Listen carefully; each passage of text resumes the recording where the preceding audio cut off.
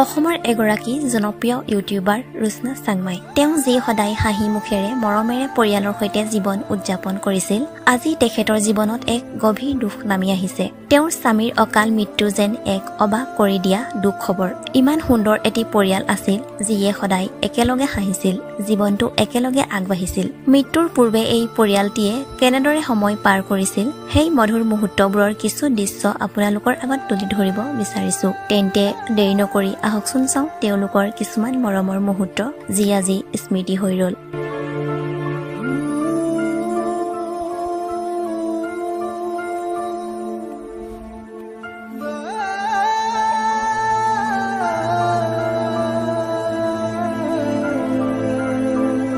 এই কঠিন সময়ত ৰুচনা আৰু তেওঁৰ পৰিয়ালৰ প্ৰতি আমাৰ অন্তৰৰ পৰা গভীৰ সমবেদনা জ্ঞাপন কৰিছো ঈশ্বৰৰ ওচৰত প্ৰাৰ্থনা কৰিছো যেন তেখেতৰ বিদেশী আত্মাই চিৰশান্তি লাভ কৰক